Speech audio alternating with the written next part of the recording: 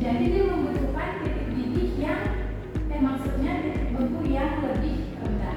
Nah, para penjual es krim keliling yang biasanya kalian beli itu cukup mereka cukup hebat karena mereka tahu menggunakan ilmu ini untuk perdagangan mereka. Seperti untuk misalkan buat es krim keliling ini, penjual es krim ini biasanya menaburkan garam kasar di atas es batu sehingga suhunya itu bisa lebih turun lagi.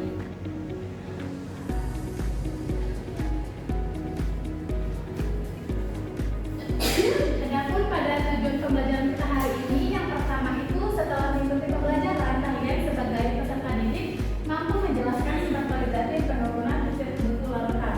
Lalu yang kedua, setelah mengikuti pembelajaran, peserta didik mampu menghitung penurunan titik beku larutan menggunakan rumus yang tepat.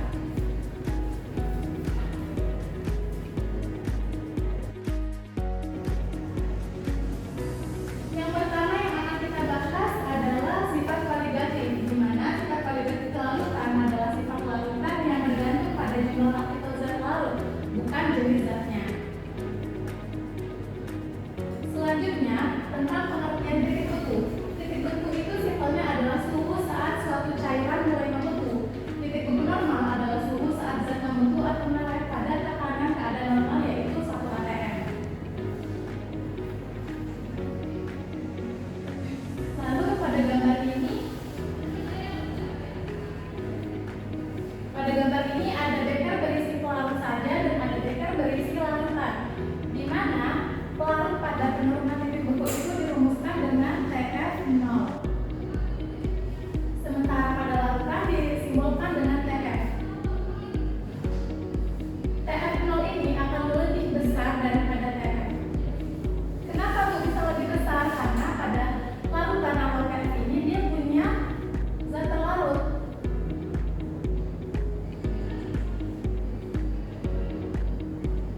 Sehingga zat terlarut ini membuat larutan jadi lebih suka membeku. Jadi dia butuh suhu yang lebih rendah, suhu yang lebih dingin untuk membekukan larutan. Makanya nilai TF-nya itu bakalan lebih kecil dari TF0 yang hanya pelarut. Sampai sini semuanya paham? Paham, Bu.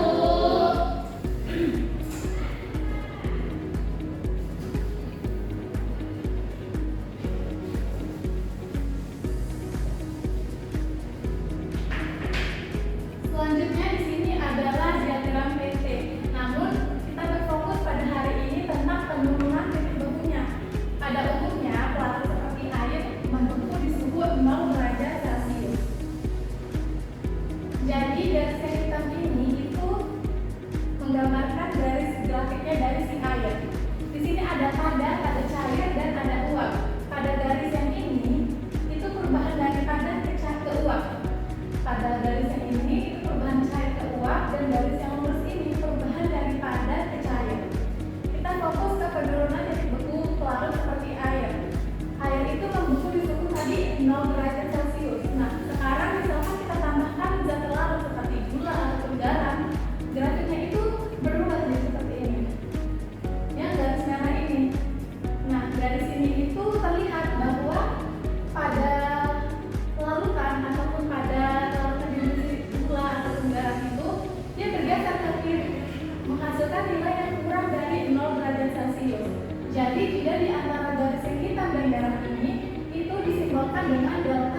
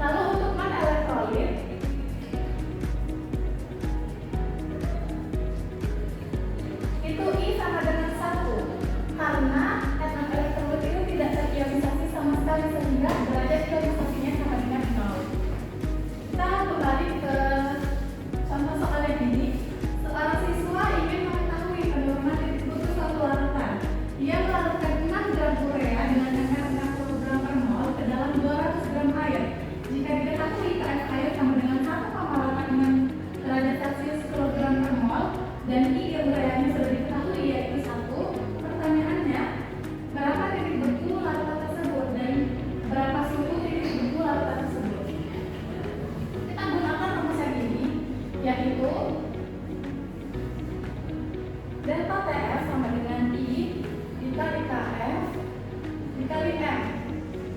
Dimana I sudah diketahui yaitu berapa? 1. Ya, 1. Dikali KF-nya ada berapa? 1,86. Ya, 1,86. Namun M-nya itu atau molaritas itu tidak diketahui di soal. Jadi kita cari dulu molaritasnya. Molaritas sama dengan gram dari zat terlarut dibagi mm-nya dikalikan 1000 per gram dari zat terlarutnya. Berapa gram zat terlarut di soal ini? 6 gram. Iya, 6 gram. Dibagi mm-nya 60. Iya, benar sekali ya Tessa. Dibagi 1000 dikali 1000 dibagi gram dari zat terlarut dari air 200 gram. Iya, 200 gram. Ini kalau kita coret 6 bagi 60 berapa? 0,1. 10 dibagi 2 sehingga molaritas itu 0,1 dikali 5 sama dengan 0,5. Ya, benar sekali, 0,5. Jadi kita kembali lagi ke rumus ini, di mana M-nya itu 0,5.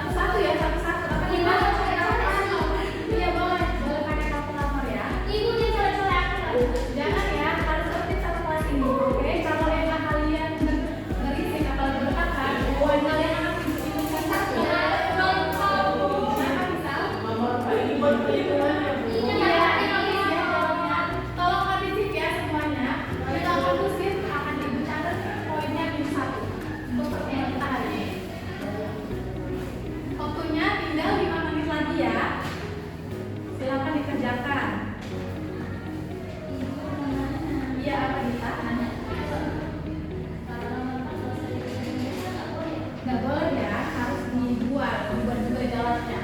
Jadi ibu tahu tuh namanya kalian itu sampai mana. Ibu udah siap. Aku juga sekarang